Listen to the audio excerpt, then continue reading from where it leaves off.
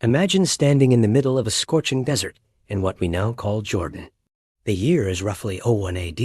The sun is beating down on your neck, and the air is so dry it feels like it's pulling the moisture right out of your skin. You are at the crossroads of the ancient world. This is the city of Petra, the capital of the Nabataean kingdom. It's a place that shouldn't really exist, a bustling metropolis carved right into the red rose-colored mountains. But right now, in our story, we aren't looking at the ruins we see today. We are looking at a city that is alive, vibrant, and incredibly wealthy. The air smells of dust, spices, and the sweat of thousands of people. You can hear the distant lowing of camels and the chatter of merchants selling goods from as far away as China and India. This was the Las Vegas of the ancient world, built on the trade of frankincense and myrrh. And at the heart of this golden age sits a king with a very big dream. Let's zoom in on our main character. We don't know his real name, so let's call him Elian. Elian isn't a king or a general. He is an architect, a man of stone and numbers.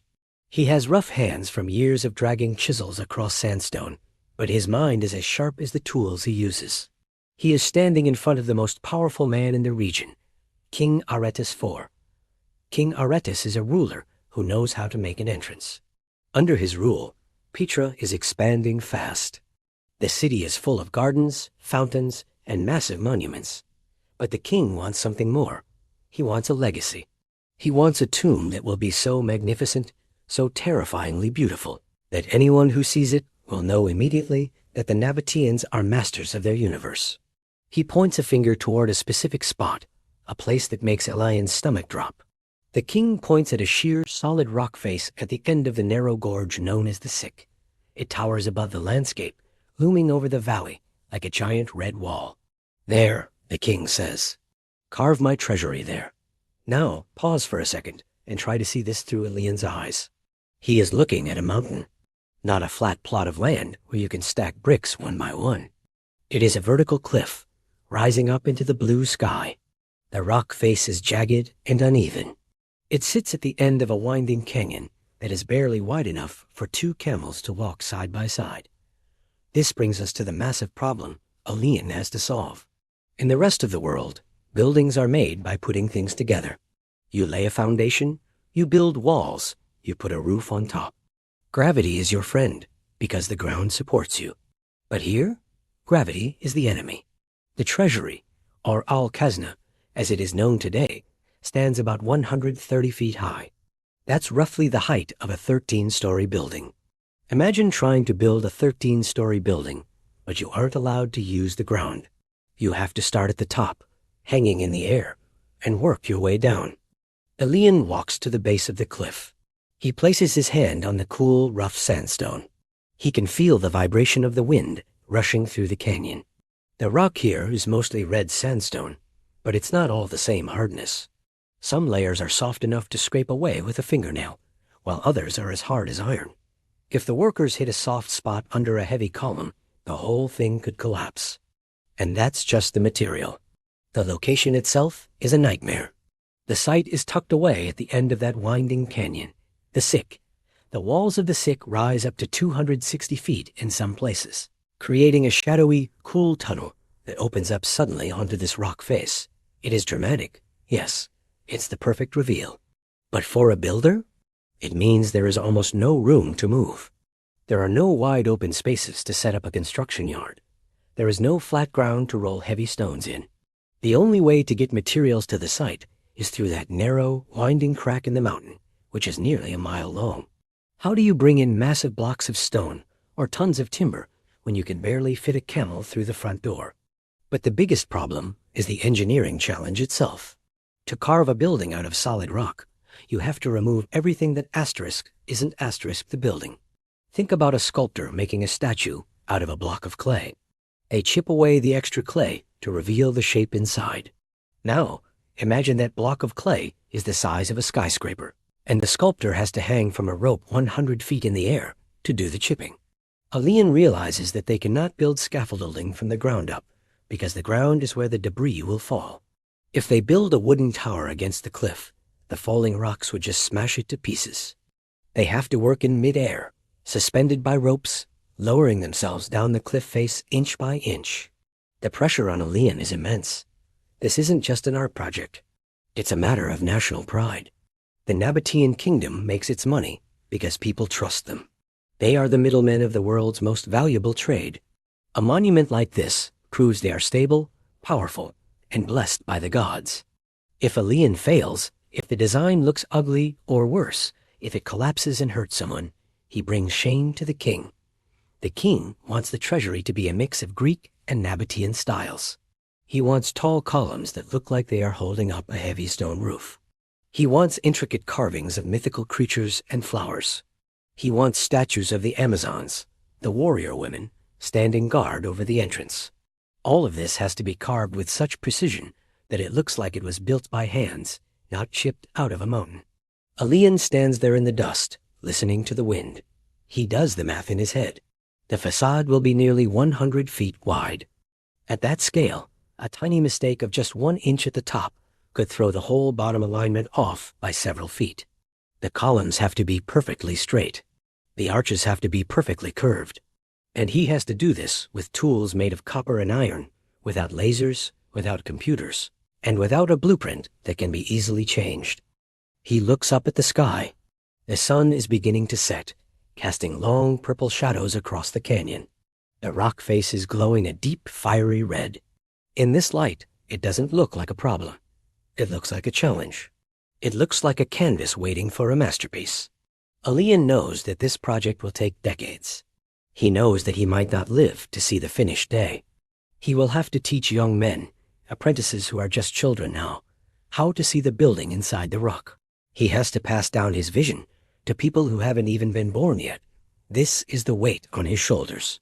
He isn't just designing a tomb. He is designing the future of his city. Every tourist, every trader, every person who walks through that narrow canyon in the next 2,000 years will judge his people based on what he creates here. There is a quiet moment where Elian looks at the sheer impossibility of it all. Any normal person would say no. Any normal builder would tell the king to pick a flat spot in the valley where they can stack stones safely. He takes a deep breath, tasting the sandy air. He touches the rock again, feeling its texture. It feels solid, unyielding, but somehow welcoming. It's as if the mountain is waiting for him to set it free. The problem is huge. The risks are terrifying. The physics are daunting. But as he stands there in the silence of the canyon, listening to the faint echo of the city behind him, an idea begins to form. He knows they have to start at the top. He knows they have to trust the rope and the rock. And he knows that if they can pull this off, it will be something the world never forgets. So, picture this. It is roughly 10 AD, 10 years after King Aretas pointed his finger at that towering cliff. If you were standing in the narrow canyon today, the first thing you would notice is the noise. It isn't the peaceful silence of the desert we know now. It is a constant, rhythmic ringing. The sound of 100 iron chisels striking stone echoes off the canyon walls, bouncing around like thunder. The air tastes like chalky dust. It coats your teeth, it lines your eyelashes, and it sticks to the sweat on your arms. Up at the top of the cliff, 130 feet in the air, the work has already begun. This is the hardest way to build anything ever. To understand the struggle, you have to look up. Imagine you are one of the workers. Let's call him Jamil. Jamil is young, maybe 20 years old, with strong shoulders and calloused hands. He isn't standing on a scaffold. There is no wooden platform holding him up. He is suspended by a rope made of goat hair, tied around his waist, looped over a cedar beam staked into the ground at the very top of the mountain. Jamil is dangling in mid-air. The wind up there is strong. It pushes him back and forth like a pendulum. Below him, the ground is a terrifying drop. If he looks down, the people look like ants, but he can't look down. He has to look at the rock in front of his face. His job is to chip away the sandstone, millimeter by millimeter, to create the perfectly flat ceiling of the Treasury's portico. Now you might think, okay, so he just chips the rock. But remember, this is the top-down method. They are starting with the very top part of the building, the triangular pediment that sits above the columns. As Jamil and his team chip away the rock, the debris doesn't just vanish. It falls. Hundreds of tons of broken sandstone are raining down constantly. The bottom of the cliff is a chaotic zone of falling rocks and crashing boulders. The workers at the bottom have to dodge this rain of stone while they try to clear the debris away, dragging the heavy rocks out of the narrow canyon so the work can continue. But the physical danger isn't even the hardest part. The real struggle is the rock itself. The sandstone in Petra is tricky. It isn't solid all the way through. It has layers. Some layers are soft, almost like crumbly cheese. Other layers are rock hard, like iron. Jamil might be swinging his hammer, expecting the rock to break easily and suddenly clink. He hits a hard spot, and the vibration travels all the way up his arm, rattling his teeth. This inconsistency makes everything dangerous. Imagine carving a delicate scrollwork design, a flower or a leaf, into the rock. You are working slowly, carefully. But the stone you are carving has a pocket of softer material inside. You press just a little too hard, and a chunk the size of a dinner plate breaks off. Not just a chip, but a whole piece of the design. Gone. Forever. You can't glue it back on. You can't replace it. You have to change the design right there, hanging from a rope, hoping the change doesn't ruin the symmetry of the entire facade. To move faster, the Nabataeans used a clever technique that was also incredibly harsh. They used thermal shock. At the end of the day, the workers would build small fires against the rock face, heating the sandstone until it was almost too hot to touch. Then they would throw cold water on it, or maybe vinegar, dousing the fire. The sudden change in temperature would cause the rock to crack and shatter. Imagine the sound that makes. A loud asterisk crack asterisk like a gunshot, followed by the hiss of steam. It made the rock easier to remove, but it was violent and unpredictable. It filled the air with smoke and the sharp smell of burnt earth. It turned the beautiful pink stone black with soot, which had to be scraped away later. It was dirty, hot, and exhausting work. Jamil's hands would be blistered, his lungs full of smoke and dust, his muscles screaming from holding the heavy hammer above his head all day. And then there was the weather. The desert doesn't care about your schedule. In the winter, the canyon becomes a wind tunnel. The gusts howl through the sick, freezing the workers hanging on their ropes. Imagine trying to hold a chisel steady when your hands are numb and the wind is trying to spin you around like a weather vane. The ropes would creak and groan, testing the knots. Every gust of wind was a reminder of how high up they were. But summer was worse. The sun beats down on that cliff face with no mercy. The rock absorbs the heat until it feels like an oven. By noon, the sandstone is too hot to touch with bare skin. The heat radiates off the wall, cooking the workers. They had to work in the early morning and late evening, stopping in the middle of the day when the sun was directly overhead. Valuable hours were lost just because of the heat. Let's zoom in on a specific moment of crisis. Imagine it is 15 AD. The team has been working for 5 years. They have carved the top of the Treasury. They are starting on the huge circular tholos, the rounded structure that sits in the middle of the top level. This is a complex shape. It needs to be a perfect circle. Elian, our master builder, is now older. His hair is graying, and his face is etched with deep lines of worry.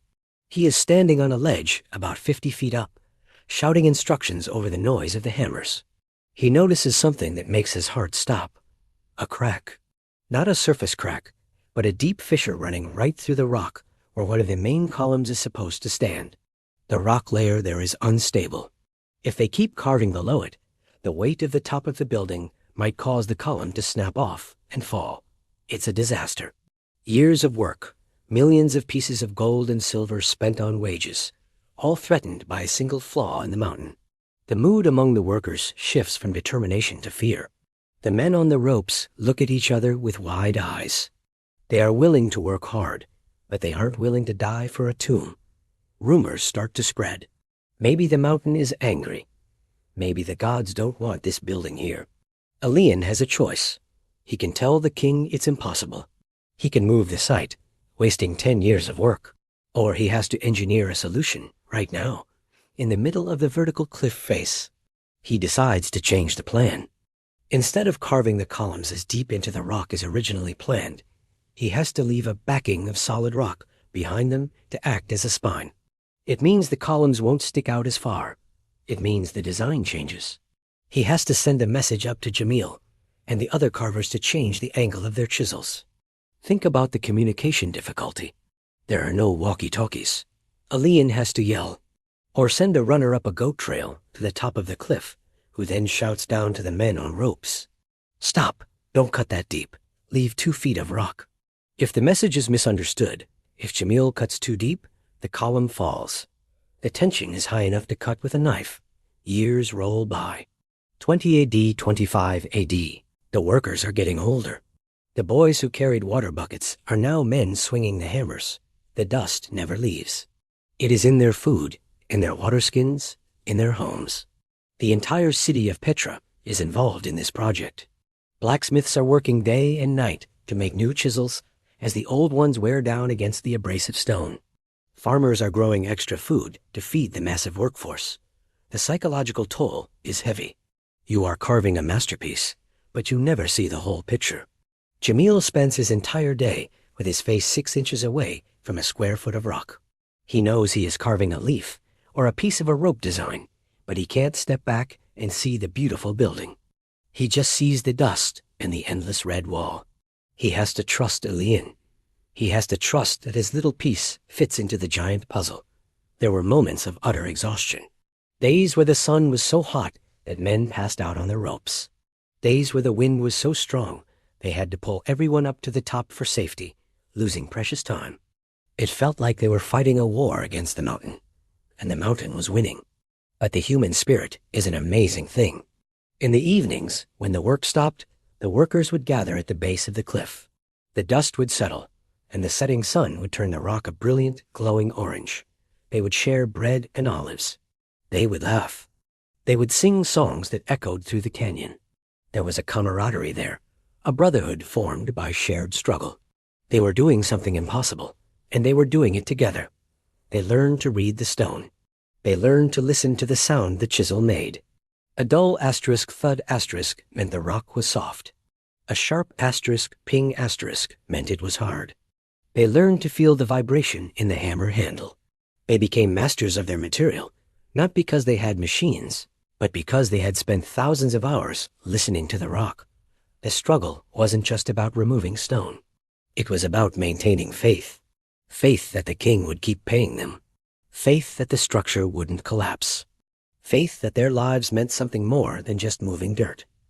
Elian watched them every day, proud of their grit. He saw the fear in their eyes, but he also saw the determination. They weren't just carving a tomb for a king. They were carving a proof of their own existence. As the years went by, the facade began to emerge from the cliff. It was like a sculpture being revealed from the inside out. The struggle was far from over, but the shape of the treasury was becoming visible. The top was done. The tholos was complete.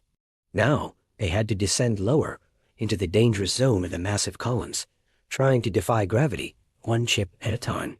The wind blew, the sun burned, and the rock resisted. But every day, a little more of the red mountain fell away, and a little more of the dream stood shining in the desert sun. They were tired, covered in dust, and aching, but they didn't stop. They couldn't stop, because the vision of what this would become was stronger than the pain of the struggle. After years of dangling on ropes and dodging falling rocks, the team finally found their rhythm. It was around the year 30 AD, roughly 30 years after the project began. The dust that had once been their enemy was actually becoming the key to their success. This was the breakthrough Elian, the Master Builder, had been waiting for. Remember how they had to start at the top and work down? Well, as Jamil and the other workers chipped away the massive amounts of sandstone from the upper levels, all that rock didn't just disappear. It fell straight down. At first, it was a nuisance, a pile of garbage they had to drag away. But then, someone had a brilliant idea. Instead of dragging the rubble all the way out of the canyon through that narrow, winding path, they started using it. They began to carefully stack the debris against the cliff face in a specific slope. Slowly but surely, a massive ramp of broken rock began to rise from the canyon floor. It rose higher and higher, almost like a mountain being built right next to the cliff. This ramp was the solution to their biggest problem. Suddenly, the workers didn't have to hang on ropes anymore. They could stand on the ramp. They could roll heavy logs and scaffolding up this pile of debris to reach the parts of the building they were carving. As they carved the building lower, the ramp grew higher, perfectly matching the level of the work. It was a self-solving engineering puzzle. The mountain they were carving was providing the very material they needed to stand on to finish the job. Imagine the relief for Jamil. He went from swinging in the wind, terrified of falling, to standing on solid ground. He could plant his feet. He could use heavier mallets. He could lean into the rock with his full body weight. The work sped up. The rhythmic ringing of the chisels got faster, louder, and more confident. Now they were carving the middle section of the Treasury. This is where the most famous details are. They were shaping the massive columns that frame the entrance. These columns are huge, nearly 40 feet tall. Carving a cylinder out of a square rock face is incredibly hard. You have to be perfect. If you carve away too much on one side, the column looks crooked. But now, with the ramp supporting them, the workers could build wooden scaffolding around the columns. They could step back and look at their work from a distance for the first time. The mood on the site shifted from desperate struggle to artistic joy. The men could see what they were creating. They could see the smooth, round curves of the columns emerging from the rough, jagged cliff. They could see the intricate capitals at the top of the columns, the leaves and the spirals taking shape. They weren't just guessing anymore. They were sculpting. Elian, now an old man with a long white beard, spent his days walking on the ramp. He didn't have to yell orders from the bottom anymore. He could walk right up to the rock face. He would run his wrinkled hand over the smooth sandstone, checking for imperfections. He could guide the younger men, showing them exactly how to angle a chisel to get that perfect shadow-defining cut. The ramp also solved the problem of the debris management. Instead of rocks falling randomly and endangering people, the ramp caught everything. The site became safer. It was busy, crowded, and noisy, but it was an organized chaos. It was a well-oiled machine. Every broken piece of rock was immediately used to build the road to the next section. As they moved down to the lower levels, the work became even more detailed. They were now carving the statues of the Amazons, the mythical warrior women that stand between the columns. These had to be human figures. They needed muscles flowing, robes draping naturally, faces showing emotion. This required the softest touch of the hammer. Jamil, who was once just a boy swinging a heavy sledgehammer, had become a master artist. He knew exactly how to hit the stone so it would break along the natural grain. He could create the illusion of fabric moving in the wind, all out of solid rock. He spent weeks on a single shoulder of a statue, making sure the light would hit it just right when the sun came up. The years rolled by. 35 AD, 38 AD. The ramp was now very high, towering over the canyon floor. The building was nearly complete. All that was left was the bottom, the huge doorway, and the solid chamber that would be the tomb itself. This was the easy part, relatively speaking. They were closer to the ground. The air was cooler. The end was in sight. There was a palpable buzz in the air. The city of Petra knew something huge was about to happen. People would gather at the entrance of the canyon just to catch a glimpse of the colorful scaffolding and the pink stone glowing in the sun. They would whisper stories about what was inside the tomb. Legends of hidden gold and powerful magic were already starting to spread. Finally, the day came. It was around 40 AD. The last chip of stone was removed. The final statue was polished. The treasury, Al-Khazneh, was finished.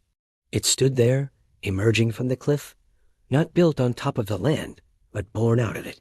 But there was one last massive job. The ramp. Remember that huge pile of debris, thousands of tons of rock that was blocking the view? It had to go. The king wanted a grand reveal. He wanted the building to be seen in all its glory, rising from a clean floor. Imagine the effort it took to remove that ramp. Hundreds of workers spent months carting the rubble away, basket by basket, cart by cart. It was the reverse of building.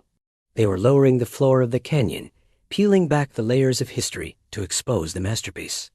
As the ramp went down, the view got better and better. First, you could see the bottom steps. Then the doorway became visible.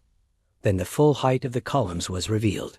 It was like watching a flower slowly opening up. When the last basket of rubble was carried away, the silence was deafening. For 30 years, this place had been filled with the sounds of construction hammers, fires, shouting, and dragging stones. Now it was silent. The wind whistled softly through the canyon. Elian stood at the bottom. He was very old now. He leaned on a wooden staff, his hands too shaky to hold a chisel. He looked up, and there it was, the treasury. It was 130 feet of perfect, rose-colored perfection. The sunlight hit the facade, making it sparkle with grains of quartz and mica. It looked like a magical palace floating in the red rock. King Aretas IV arrived. The guards lined the path, and musicians played their trumpets and drums. The king walked through the canyon, turned the corner, and saw it for the first time. The stories say he stopped in his tracks. He didn't say a word for a long time. He just stared. He saw the mix of Greek architecture and Nabataean spirit. He saw his own legacy, literally written in stone. He saw a structure that would outlast him, outlast his kingdom, and outlast his empire. The workers, men like Jamil, who had given their youth to this project, stood to the side. They were covered in dust, their clothes were ragged, but their chests were puffed out with pride. They didn't need a gold medal. They didn't need a paycheck. The reward was right in front of them. They had done the impossible. So, what is the lesson here? Why does this matter to us 2,000 years later? I think the story of the treasury is a beautiful metaphor for life. We often think that to build something great, we need to add things. We need more money, more tools, more followers, more stuff. We try to build our lives up from the ground, stacking one thing on top of another, hoping it doesn't collapse. But the Nabataeans showed us a different way. They didn't add to the mountain. They subtracted from it. They removed everything that wasn't the treasury to reveal the beauty that was hidden inside the rock. Life is often like that cliff face. We are full of potential, full of beauty and strength, but it's often buried under layers of doubt, fear, ego, and distraction. To find our best selves, we don't always need to acquire more. Sometimes we need to chip away the things that aren't serving us. We need to remove the anger, the fear, and the noise. And it's hard work. Chipping away at your own flaws is just as hard as hanging from a rope in the desert wind. It takes patience. It takes time. You might make a mistake and have to start over. You might get tired. You might feel like giving up when you're only halfway down the cliff. But if you keep going, if you keep chipping away, day after day, year after year, you will eventually reveal something magnificent. You will find your true shape. You will find the masterpiece that was waiting inside you all along. Today, if you go to Petra, you can walk through that same canyon. You can see the tourists riding camels. You can hear the guides selling postcards and trinkets. But if you stand in front of the treasury and really look at it, you can still feel the presence of Elian and Jamil. You can see the tool marks in the stone. You can feel the love and the struggle that went into every inch of it. It stands there not because it was built by a giant or a god, but because ordinary people decided to do something extraordinary. They trusted their vision. They trusted each other. And they never gave up. The treasury reminds us that no matter how solid the wall in front of you looks, no matter how impossible the task, seems if you have the courage to pick up the hammer and start chipping, you can move mountains. You can turn a rugged cliff into a work of art. And that is a legacy worth building, no matter how long it takes.